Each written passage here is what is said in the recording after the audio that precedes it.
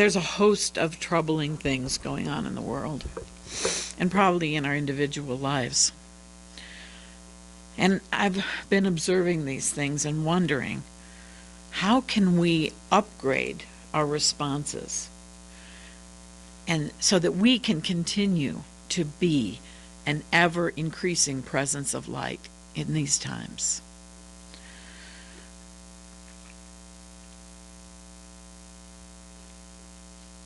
This all became very real for me some weeks ago when I learned the news that our local mosque had been a target of vandalism. Their beautiful new sign had been sprayed completely black. I learned this through a text telling me that people were gathering at 5 o'clock to encircle the mosque with love. But just before I got that text, I had been home cleaning. I hadn't washed my hair. I had no makeup on. The clothes I were wearing were worn, and I had a hole in my shirt.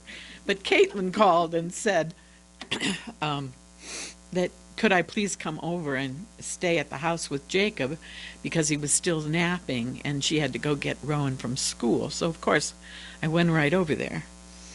And right after I got there, I got that text. So at 5 o'clock, when Caitlin was home from her errand, and I was standing in her living room looking at myself, and Caitlin lives a block from the mosque. I could see the crowd gathering. I had on a holy shirt, not holy. It had a hole. I tried to be put together, but I knew that I had to go past my ego, and I had to go down to that gathering. And I did. It helped that Dan and Barbara were standing there, and so they've seen me like this before, right? But it was just, I walked up to that mosque. My daughter has converted to Islam, so I have a special heart connection. My daughter in Ohio. And saw that sign was black, and I fought tears just like I am now. I'm not a crier, honestly, but I got so choked up that someone would do that, and why? But the beautiful thing was that the community of faith and the neighbors here in Grand Junction had responded with such love and support.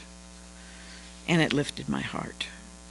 People kept coming in cars and on foot as we stood there until there was enough people to completely encircle that property. And we were all holding hands. And it just was the epitome of what community can be and what love can do. Someone next to Barbara said, "This guy needs to be punished." And immediately one of their congregants said, "No, we need to invite him in and ask him to sit and listen." Rising up. This is what happens when we all rise in face of ego, face of injustice, and in face of fear. The vandalism had taken place close to midnight on Tuesday night. This was Wednesday at 5, and enough money had already been raised to replace the sign. The vandal had torn out, there's a beautiful little flower bed under the sign. He'd torn out all the flowers. They'd all been replaced. People had come throughout the day with notes and messages of love and support. The flowers were all back in place. And actually, by the next morning, someone had found a way to clean the paint off the sign, and so you could see its beauty once again. So even when we don't have alignment with the beliefs of another person or another group, we can rise up and we can express our love out of our compassion and our unity. The person in the circle that responded with such love to the vandal of that person's own place of worship knows about rising up. He's embraced that truth. So this past week, you might have heard another story in the news. It was about the ending of the trial in Texas of Amber Geiger. She is a white female former policeman who had shot and killed a black man in her apartment complex. She said that she thought he was in her apartment. And I don't know the whole story, but they did, the jury decided unanimously to convict her of murder. But the best part was at the end. After that unanimous verdict of guilty, with the whole family of the victim in the courtroom, the 18-year-old brother of the victim, Brant Jean, spoke. In part, he said to Amber Geiger, "I love you just like anyone else, and I'm not going to hope you rot and die. I personally want the best for you. I wasn't going to say this in front of my family, but I don't even want you to go to jail. I want the best for you because I know that's what my brother would want for you." Then he asked the judge if he could step down and give Amber a hug. And as the victim's brother and his assailant met in front of the bench and embraced, even the judge cried. How many hearts received healing in that moment? Forgiveness is a part of our call to rise. When we meet betrayal with forgiveness and love, we are choosing love, and we all rise. We forgive to reclaim our equilibrium. Forgiveness reinstates joy and is a gift we give ourselves. When life goes low, you go high. Brant Jean knew this truth when he embraced Amber. An important tenet of Hinduism, Buddhism, and in truth all faiths is ahimsa. Do no harm, kindness, non-violence, respect for all living things. It respects all life as a unity. The belief that all living things are connected, just like in that vision, that luminosity all connecting us. In reading The Universal Christ by Richard Rohr, I was inspired by his interpretation of the Gospel of John. In John chapter 1, verse 9, it says, "The true light that enlightens every person, was coming into the world." Rohr's interpretation says that indicates that this incarnation of Jesus was not a one-time event, but an ongoing, progressive movement continuing in ever-unfolding creation. Rohr goes on to say, Christ is the light that allows people to see things in their fullness. The precise and intended effect of such a light is to see Christ everywhere else. In fact, that is my only definition of a true Christian. Richard Rohr, in case you don't know, is a Catholic priest. So I think it's wonderful to see the expansion of consciousness that he's achieved. A mature Christian sees Christ in everything and everyone else. That definition will never fail you, always demand more of you, and give you no reasons to fight, exclude, or reject anyone. That's part of what I saw standing in that circle that day around the mosque. Ahimsa is the principle lived so strongly by Gandhi and is truly a sign of a strong spirit.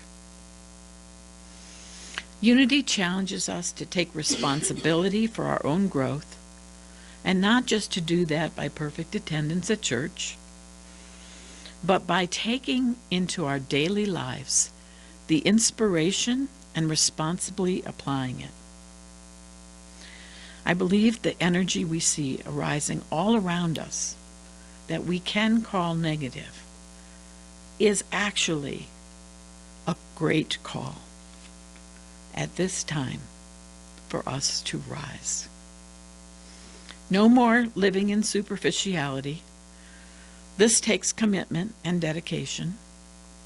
Like exercising physical muscles takes repeated practice on a regular basis, we must choose to love again and again. In this regard, we have some practical tools to assist us. According to the heart math researchers, the heart generates the largest electromagnetic field in the body, measured in an electrocardiogram, which is about 100 times greater in amplitude than the brain waves. The fields from the heart can be detected in another person's brain waves when in close proximity or when touching.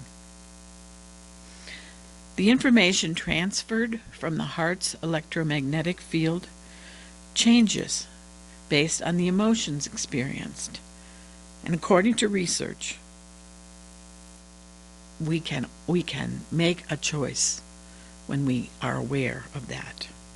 Such widely produced findings infer what people feel internally actually create a real, although subtle, effect for those nearby. Is this the luminosity? The research gives new meaning to sentiments like you could feel the electricity between them, it felt like a current running through me, or you could cut the tension with a knife. When we work with the energy of mindfulness, we allow ourselves to observe when the energy shifts into something that's not conducive to our highest good. When we then make the decision to rise, we move out of ego and into the Christ energy, the energy of unconditional love. Something in Brant Jean, that brother of the murder victim, moved him into that energy that rose above the tension, the judgment that was present in that courtroom, even from his own family, and thus moved those present to be lifted. I suggest to you that it was the Christ energy, the energy that Jesus in his incarnation modeled for us. Heart math researchers offer the process of inner ease, a technique to help us when we feel overcome by the energy that isn't conducive to the highest good. It is simply this. First, acknowledge whatever feelings are present. Very important. On this point, you're loving and accepting yourself right where you are. So first you acknowledge those feelings. Then you focus on your heart and you breathe. As you do this, imagine with each breath you are drawing in a feeling of inner ease. When the stressful feelings have calmed, affirm with heartfelt commitment that you want to anchor and maintain the state of ease throughout your daily actions. The Dalai Lama said, "We can never obtain peace in the outer world until we have peace within ourselves." There's a few lines from the letter of Paul to the Ephesians that roughly state this principle. Walk worthy of the vocation to which ye are called, with all lowliness and meekness, with long suffering, forbearing one another in love. Now are ye light in the Lord, walk as children of the light. And it goes on. In light of all this, here's what I want you to do. Now, he's imprisoned at this time, and he's still teaching. And he says, while I'm locked up, a prisoner for the master, I want you to get out there and walk. Better yet, run. On the road God called you to travel. I don't want any of you sitting around on your hands. I don't want anyone strolling off down some path that goes nowhere. And mark that you do this with humility and discipline, not in fits and starts, alert of noticing differences and quick at mending fences. You were all called to travel on the same road and in the same direction, so stay together, both outwardly and inwardly. You have one Master, one faith, one baptism, one God and Father of all, who rules over all, works through all, and is present in all. Everything you are and think and do is permeated with oneness. But that doesn't mean you should all look and act and speak the same. Out of the generosity of Christ, each of us is given his own gift. If there was a motto for unity, I believe a good one could be choose love. It's exactly what Paul is urging in his letter to the Ephesians. This is what it means to rise. As a final illustration, I want to offer you this story. An anthropologist proposed a game to some children in a tribe in Africa. He put a basket of fruit near a tree, and he told them whoever got there first, whoever could run fastest, in other words, could have the fruits. So when he gave the signal to run, they all joined hands, and they ran together.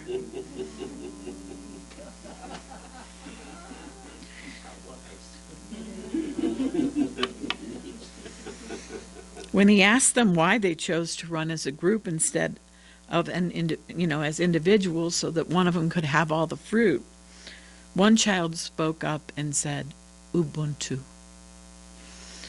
How can any one of us be happy if the others are sad? Just take a breath. How can any one of us be happy if others are sad? Ubuntu in their culture speaks to that realization of oneness. All rise. When we all rise, we help each other, and the benefit becomes universal. And the light that shines on the world increases. So as Paul urged, I urge you all to rise. Go out with humility and discipline, pouring yourselves out for each other in acts of love. I'm probably speaking to the choir, but we all need reminders. Thank you.